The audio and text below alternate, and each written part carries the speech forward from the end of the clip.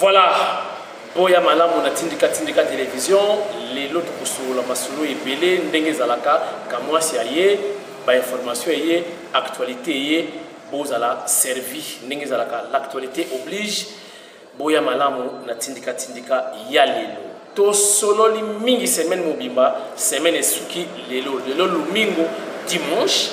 Et pas yewapi ba Christ mingi bakendaka na bango kosambela biso pesikawa to kosambela na tindika lelo toza kobeta masolo ya makambo etali nationalité eza ko déranger bayimboka depuis to bandaki masolo ya gouvernement ya sika combien bato baza koloba matin midi soir pour na makambo etali nationalité. Et surtout, il y a Est, parce que moni guerre ya République démocratique du Congo, ils allaient guerre de la Est. Alors, il y a un Est, il y a un problème. Et surtout, baoyo, moi, zolozina, zolo, ils ont moulaï, il y a un problème de même à l'époque, il y a un musée, il y a les 2 août, à Kinshasa, il y a des victimes, il y a une physionomie. Moi, bazolo, il y a bandeko ya ngambo, banilotique. Les gens qui problème makasi na République démocratique du Congo. Chers internautes, les autres groupes à solo, balobi na gouvernement ya Fati, 3 ministres baza ba Rwandais. Lelo to ko pesa bino CV ya ministre ya défense. Boza la brancher bolanda. Ngana ko chapena ba commentaire te, mais na zo sala émission na ngana ko animer émission na ngai. Bino, est-ce que vous allez, ceux qui vont faire des commentaires, c'est à vous, menga, dans la émission. Oui, je disais, les députés peuvent biki, malgré que vous avez des négociations soit est, donc c'est comme très compliqué. Donc ceux qui ont la chance, il y a Botama, la frontière, il y a Rwanda, Ouganda, Burundi, ça devient compliqué au Congo. Parce que guerre et où qui va porter kuna alors bande konyo c'est bazolo milai bande konyo c'est moi physionomie ya ba Rwandais ba kuna complication na RDC et pourtant nous avons 9 pays voisins 9 au total mais le coup la guerre où qui côté Kagame guerre où qui dans est c'est ça le problème ba congolais ba lingi lisusu ba na ba physionomie wana te donc ba nous sur la frontière ya est bakomi mal vu na Congo. Et pourtant bamususu kutu makamona bayebi na bango ngote makama Rwanda bayebi na bango ngote badaka ba victime et les bazombo pour na bazombo wa ba umeli na Congo bamususu badaka na ba politique mais ba melama bamususu bazana musique bazana sport bazana ba place bele ba umeli pe ba angolais bazalia et les Congolais d'en face basa ebele bamususu badaka ba musicien bazana frontière na BCBG na otanga koma mutute il y a un musicien na wenge BCBG azav donc bakoko na ye baza pena ba utaka na braza ba kilari mais batwa yebiete et pourtant ba congolais pe yangamu ba nyokoli biso ba bengana biso en vrac comme des moutons bino boyebi Angola kuti n'en parlons pas chez les bazombo loka batwa makela de zombo wana bambata mingi bambata basa bangolais et bon on a bon de le solo ah naza mukongo muntangu mais biso bantangu to wuti na kimpangu eza na Angola to traverser ba musu bakena Brazza ba benga balari so to wuta na royaume Congo na Angola c'est compliqué c'est la politique et mais quand même boye bakapé nani aza congolais dans la Congo et puis apport na ezanini na République démocratique du Congo. Chers internautes, parmi les 3 Rwandais on va citer ministre il y a infrastructure, ministre il y a défense, na ministre il y a agriculture.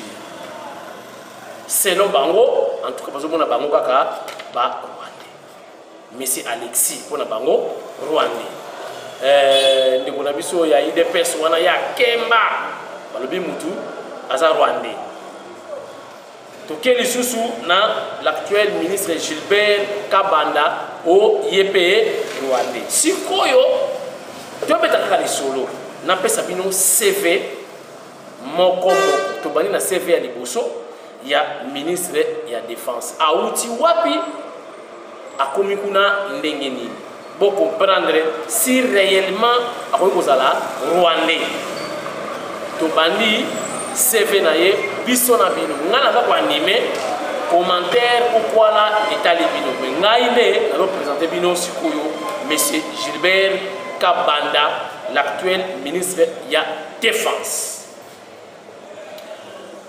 Papa Gilbert Kabanda, passez-moi les termes na benga papa. Abotami na Bukeba. Bukeba eza wapi? Ezali situé na Bukavu na République du Congo, donc Congo ya kala, on dit Congo belge. Donc na 1946. Bon réfléchir non na moment wana Congo belge. Azali mutu ya tribu ya Chi. Donc ba Chi SHI. Donc ba Bashi, hein donc ça qui Bash muta Bash ba benge mushi. Mais ba Chi ya pas bazali. Bango pe baza vraiment na frontière na Rwanda. Nazali Chi. Bon, ils allaient centre, un centre de formation nangai. Kolo ndaku bâtiment oyo. Asalaka na CNI, azali pe Chi. Na wuti kotu na bango déjà. Parce que ba Chi bazalaka na kwa bibi biso to ba Chi. Tout ça na frontière na Rwanda. Voilà tout ça au donc azali Chi. Papa Gilbert Kabanda, ou Monsieur Gilbert, ou Excellence Gilbert, si vous voulez, tant que vous allez dans nos civils, parce que c'est militaire, tant que vous allez civil, Boyoka, Bakilasi, Oya Tangi. Donc, étude faite. Papa Gilbert a salé école primaire naïe, a bandi en 1954 à 1960. Donc, vous comprenez que 6 ans primaire à Sali Yango na mission catholique Sainte Thérèse de Bukavu. Donc, kuna a betaki école primaire na nenga osaranate et puis a eu certificat naie avec grande distinction na nenga osaranate. Wana tozala na primaire. Papa Gilbert ou Excellence Gilbert a celui-ci primaire naie malamoko à côté de l'école secondaire donc de 1960 à 1966 donc 6 ans école primaire kuna atangaki na collège Saint-Paul toujours na Bukavu a betaki na nenga mukete kuna abimaki suna mention ya grande distinction kuna ya salaki gréco latine donc a betaka latin de tikalaka muke akoma mupe topé sango ce qui bolingi donc kuna aniataki na nenga osakanati tango asilisi azui diplôme d'état na ye mbangu na yebisi bina umela kite akiti Kinshasa donc à côté na université wana Luvanium na nenga osakanati donc oyo baki ora colline inspiré akena Luvanium kuna ki kosala nini donc de 1966 en 1973, wananga kamwasi na botami na daka na inane ya koti université. Ake kosala nini kuna na université, ake kosala médecine. Médecine adaki lokwa la chirurgien na makamitali accouchement. Donc yé asala bi intervention ora kobota o mwana bimina makolo, o mwana ni kobota mate mikolo eleki. Et maintenant Monsieur Gilbert était là pour une intervention chirurgicale liée à l'accouchement. Il y a des ministres de la Défense, Yassika. Donc, Munganga ya solo ye aza kotala ba maman pour intervenir na kaya ba maman ba difficulté ou ba complication o ya kana accouchement. Ce que senga o Munganga ya o mbeli ekota ye aye na bisturi pour dire que la so ya tangi aye ko intervenir mais na ndenge ya propre tala comme tangi na Luvanium. Donc, vous avez vu Luvanium, à l'époque, ils avaient lié à la formation, encadrement. Si vous avez Luvanium, bandit.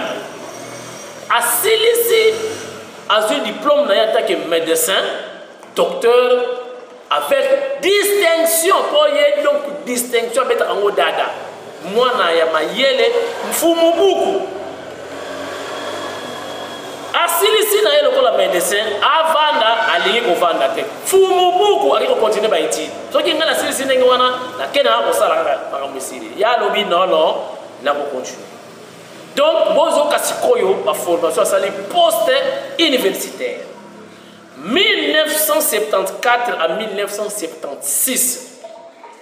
Je vous dis, Monsieur Gilbert, top excellence, Gilbert, accueilli na mikili ya poto na Rome na Italie, na université de Sapienza. Kuna ke kotanga lisusu ko bakisa mayele lié na médecine. Toujours na ba recherche na ye.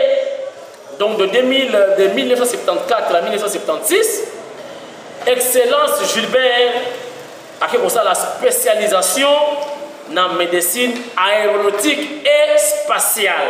Donc, quand on a la médecine, il y a les colos, il y a baye, bakendaka mingi, lokola ba pilote, parce que la maladie ba belaka lié na makamutali les colos, astronaute.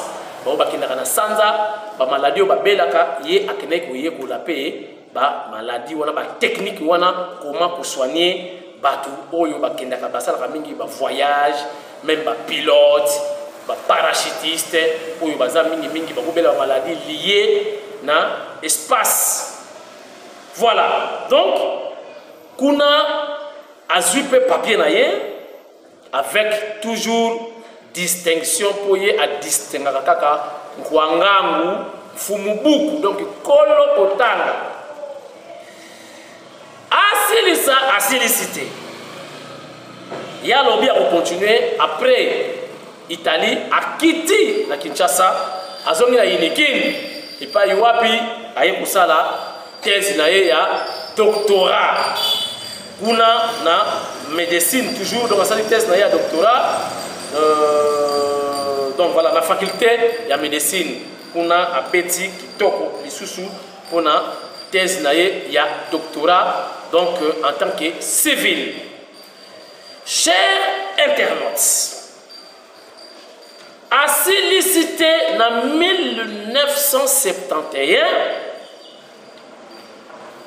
il y a lobby à Mekananu. Comme appelle Mila. Na ebiteni ne poussaki le kola salaki médecine aéronautique et spatiale. Alors qui peut-être yemo pe akoma militaire amera ko palper soldat vivaka nengeni.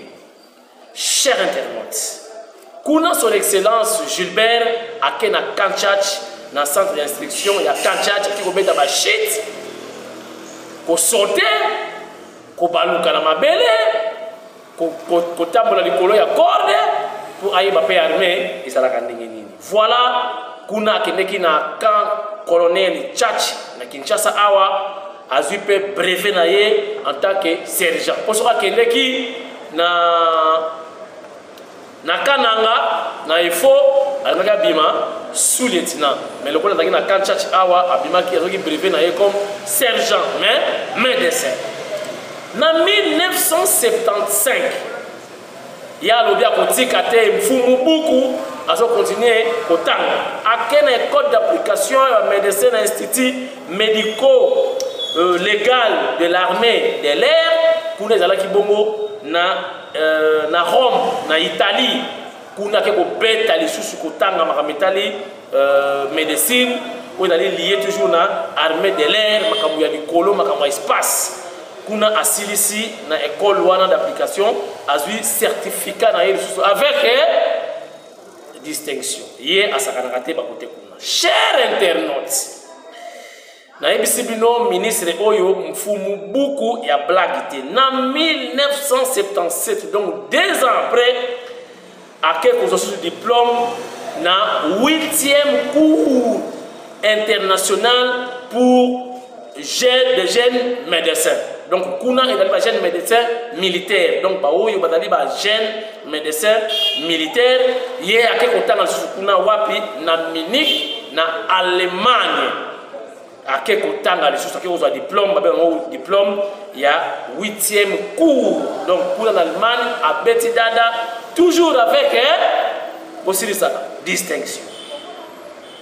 2015 à 2017, chers internautes, à le collège de hautes études de stratégie et défense. Voilà, Boyo qui Ndenge Gilbert Kabanda, son excellence, parcours naye. Tous on continuer. Nakata, tous on continuer. Botala baba mfumu beaucoup bazali. Donc Fachi, nous avons recruté pour que Fachi a ministre de mon côté cordonnier. Pourquoi vous avez battu la classe kaka milai. Donc elle mon côté ministre na cordonnier. Awoye ko la kotanga na ko en tant que ministre. Azaka awana azuba professeur. Ce que vous avez choisi à Fachi, vous avez un diplôme belé boy. Attendez kaka awa. Rwandais kaka. Pour Kazali, Chi, pour Kazali, muta frontière, pour Kazali, Swahiliphone. Ils ont mawatro. Tout ça va continuer. Monsieur Gilbert Kabanda, comme ministre de la Défense, a ici dans le collège de stratégie et défense. Kuna les sous-sous, a papier et puis abimi major. Donc major médecin ou médecin major. Ole afanda na ye afandite mfumubuku akeko tanga les sous-sous. Atanga les sous nini akeko tanga pour avoir diplôme ya master. Oui, master exécutif en sécurité internationale. Imaginez. On a un major, mais à quel côté on a les sous? Chers internautes, Moutouya Boye, Banda Botami na Congo, Boyoki te kasali na Rwanda, Boyoki te kasali na Uganda, Kaka Awa. Le cas de la frontière, le cas de Swahiliphone. Mawato, ce n'est pas bon. N'habite pas de commentaire, bino ne pas de commentaire. Boye basikoyo activité ya sali, donc activité professionnelle, service rendu à la nation congolaise. Moussala ya sali na Congo. Otali ba formation à Zui, mais botala Moussala ya sali na Congo. En 1970, donc de 1973 à 1974. Dans ce cas, azalaki bongo médecin traitant dans l'hôpital ya Kamina. Sikoyo, ye médecin traitant na Kamina. Ndenge bozolo bake Rwandais. Mais c'est fini. Oyi batu boni a traité. Oyi a sauvé ba vie na bango. Mais est-ce a exterminé batu? Est-ce qu'à Pessi batu batonga ya mabe batu bakufa? Il nous fait sa réponse. De 1977 à 1993, Azalaki Bongo, directeur de santé de la force aérienne zaïroise. Donc, directeur du centre, je crois, centre de santé de la force aérienne zaïroise. Est-ce que vous avez bien? Donc, directeur du centre de santé, il y a force armée, force aérienne zaïroise. Imaginez. Donc, le col a déjà médecine aéronautique. Tu as déjà soda, pilote, avec la connaissance sur ça. Il y a un directeur de force aérienne zaïroise. À l'époque, Mobutu, président. Est-ce que le pilote est là? Asali Moussala, Abiki Sibasso. De 1993 à 1997, Azalaki commandant du corps médical, il y a force armée zaïroise. Donc, force armée zaïroise à l'époque, commandant du corps médical. Donc Saoudi, santé, il y a Basoda, il y a Faz, il y a Béré Rouge, au Mobutu, il y a Tchaka Maël et Nangal, il y a Béré Rouge. Béré Rouge, il y a Para, il y a Seta. Mais ce quoi, motema na bango, na santé, c'est là qui va. Voilà. De 2007 à 2014, Azalaki Bongo, directeur général, il y a service de santé, il y a FRDC. Voilà ce qu'on peut dire. Donc de 2007 à 2014, donc directeur général du service de santé, il y a FRDC. Boyoki Rwanda, Boyoki Ouganda, Boyoki Burundi. De 2014 à 2018, Azalaki Bongo, commandant du corps de santé militaire, il y a FRDC. Et enfin, quand en 2018, les Azwaki retraite. Qui n'est pas paiement. Fati Béton Aye. Fumuwa Ditunga. Alubite. Oyo aza crâne. Fati a 8 ans ya kota la CV na ya lobi oyo ala ni crâne. Batu ya boye to ko perdre bangote. Zonga na musala. Zonga sikoyo lokola ministre. Donc aza mbila. Aza munganga. Atangi tro. Aza crâne mfumu buku. Mutu ya boye bokabela ye barwande. Mutu ya boye. Boye bi na Angola bako douter na nationalité na yo. Mais ce qui yo boko lobi ki naza angolais et que bamoni ozali utile. Ba wela ka mutu ya ndenge wana. Na lobi te ke batu lokola Gilbert Kabanda bazate na Congo, je n'ai pas dit ça. Mais bato tala intérêt. Na pesa par exemple, Mantwidi, vous Mantwidi. Asa joueur angolais. Asa mutu ya Mutawij. Mais Mantwidi bakoko na yepe baza batwa awa. Ko batwa Wij nyo na Angola bamona bango ba Congolais balanga. Bata Wij makela duzombo. Ba Angolais bamona ka bango ka ba étranger. Yo kasi ba Angolais o baza awa soki bazongi le na Angola.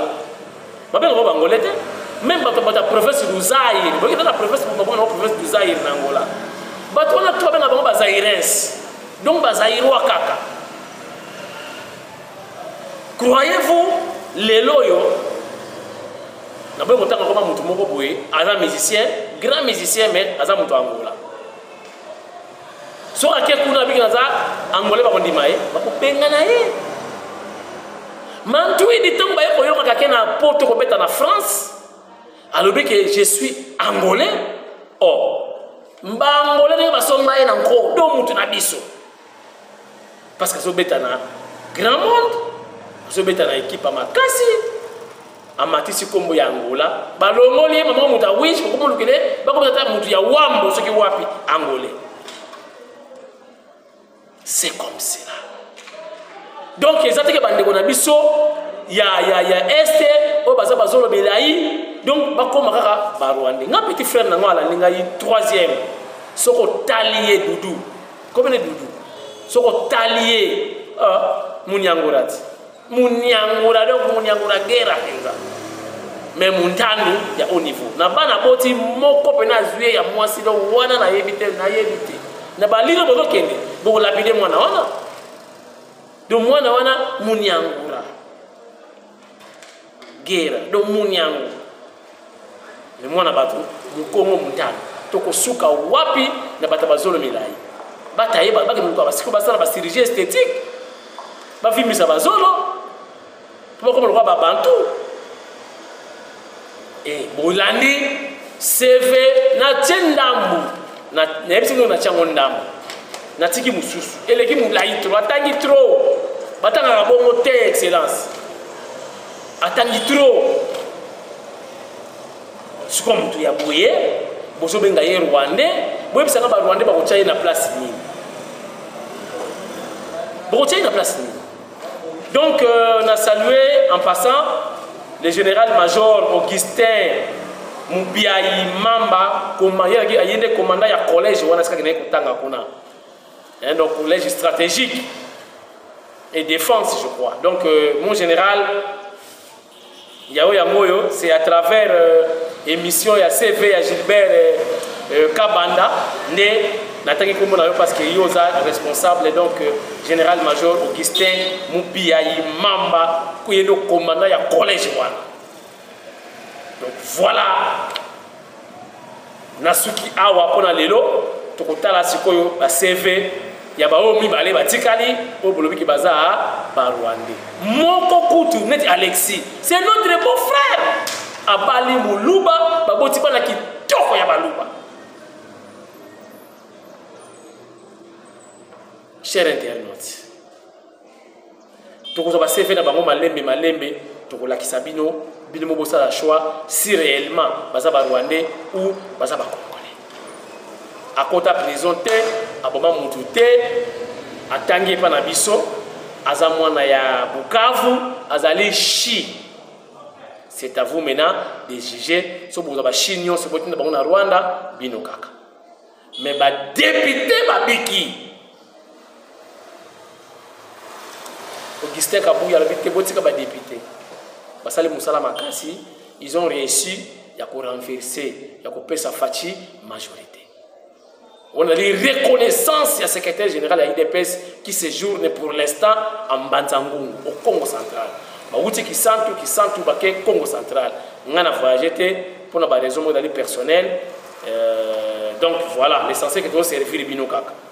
Peut-être qu'il y a des beaux na Mwanda donc il va déjà moulaï donc bazonga lundi donc lobby bazongi Kinshasa et puis on va préparer week-end prochain boma Mwanda inchallah nzamba sunga nazala na équipe oyo donc nazoki moi retard parce que j'aurais voulu na voyager na voiture na ngai mais le mois mike zangi na mutu kama na ke na onde mwana ezate yango voyage raté mais week-end prochain je crois que ni boma Mwanda je serai là. Donc voilà chers internautes, Kabuya lobi ba simba ba député te basali musala makasi malgré ba réclamer da droit na bango mais ba réclamer avec beaucoup de respect parce que mon konzambo ka na fungola ya dissolution ko beta ka ya fungoli boy ba ko ba chômeur mais facha lingi bitumba te na ba député azana besoin na bango mais ba investir kaka gouvernement oyo ya Sama Lukonde gouvernement oyo ya papa Gilbert Kabanda babima na Alexis Totala, n'engeni ba warrior, ba ko travailler. Voilà pour ba combattre ba kanaki bango. Même sabino ba kanaki bango ko l'investiture. Le cas payer du peuple. Et bango ba fataki bango. Pour peuple ce ko akoya na payer du peuple. Nanda ko na yi, ayi ko melati. Ayi ko lia lipa na nguba, nanda ko na yi. Sikoyo peuple lobi ba dali pour gouvernement oyo ya fati. Sikoyo bane kozela batala ba député nini o ba ko boya que gouvernement wana ekota travail. Voilà.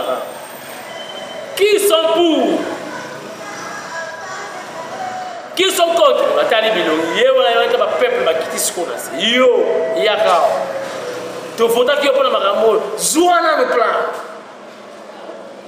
O ba sala pe jido ni kota enano. Député matini kolo. Tango tiki eboy. Menga ma Yesu. Taya! Donc boyo kabaka o population bane ko kana basala ba député. Mais Augustin Kabuya a ici population. Et vos apaisements botika ba revendiquer to sola na parté calme ezali pour l'intérêt général. Voilà. Félicitations et monsieur Sili na Gilbert Kabanda, son excellence, bonne chance, salam musala kitoko, tala défense, tala mboka ningi kuma madusu lokola kiyungulu. Yo la kisabiso sikoyo ke, oza Rwandais te. La kisa peuple ba ko critiquer yo ke oza Congolais. Toyo kasango na este wa. Si réellement vous allez chi Si réellement vous allez moi na Bukavu otangi na Congo makila na yo na makila ya ba Congolais, protéger l'intégrité territoriale. Toyoka sango ni nazoka kina minemwe déjà ba troupe za kokita kuna na yoki sango moko kuyi. Toyoka sango loko zali mwana facha la mystique. Loko zali mwana este apesi mwana este défense ya bandisi ko défendre ce comme appelé na yo. Bozo mwana facha na sibisa batouche. Oh biso na este bozo kipe bisote.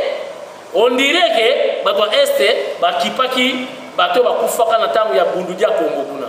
Bata este tu bazole ba pomme de terre. Est-ce que na mona kata mutu moya este kendeki kokota na mwananzeme? Rien. Mais siko na este bata este bozo tika biso boye to kufa. Bozo kotate ba Kongo.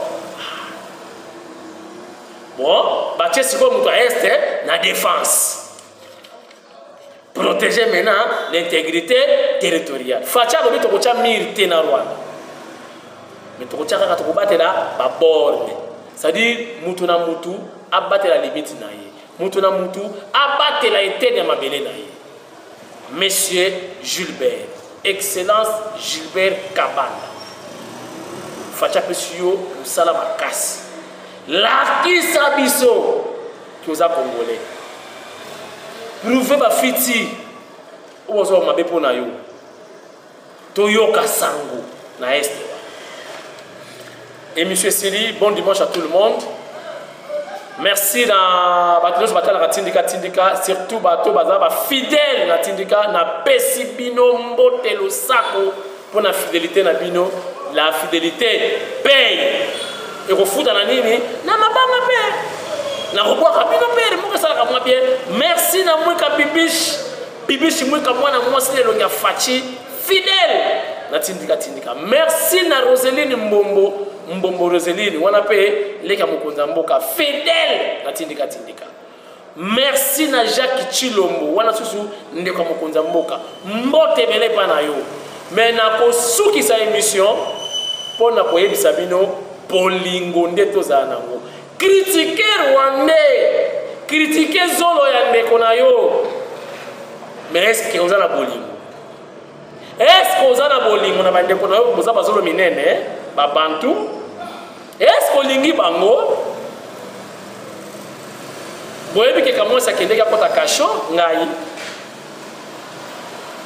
Boya ka lisona muke, bomo na ke to lingani te, mais to lingi ko critiquer bandeko mususu. Mais biso mo to lingani te. Vous savez,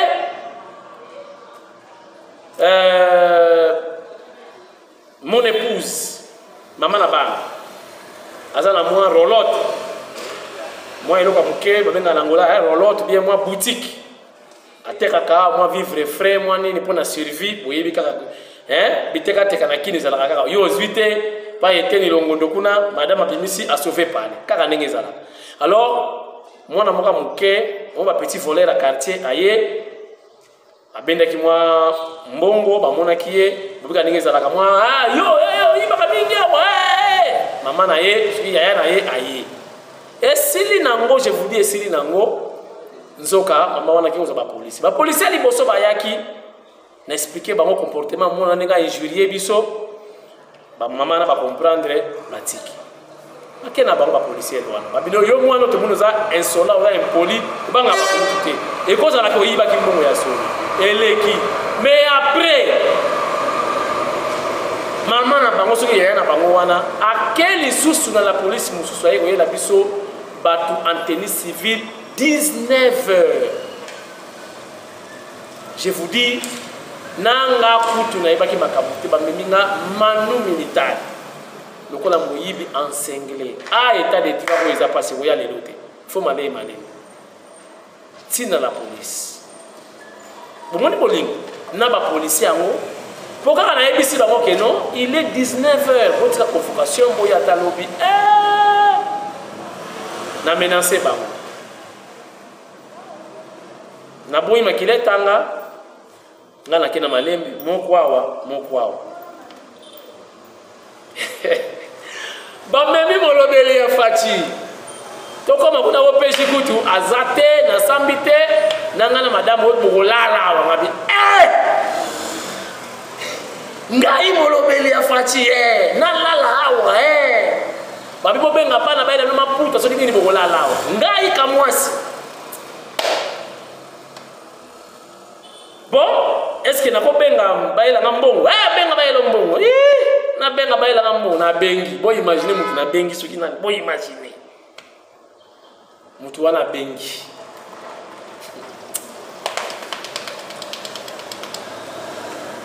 imaginez la suite hein imaginez donc OPG qui va na yena bara omela masanga OPG donc sambi satanga boy bo entendre nga ba libérer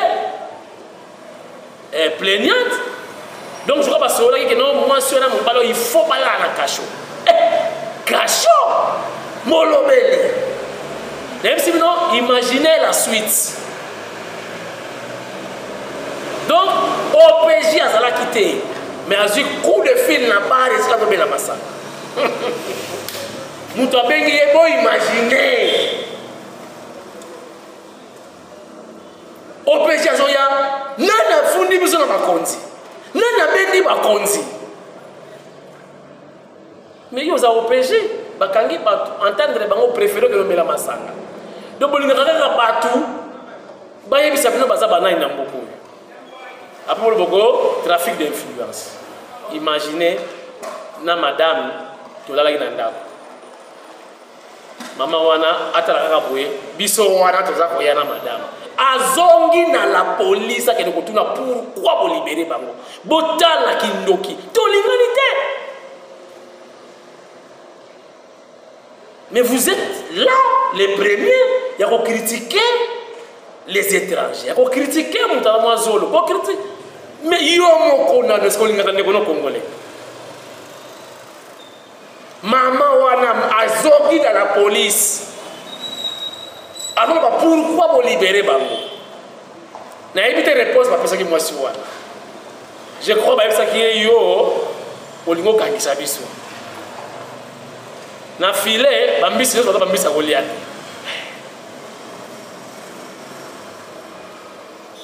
Émission Siri. Merci. Tokutani na émission Zoya.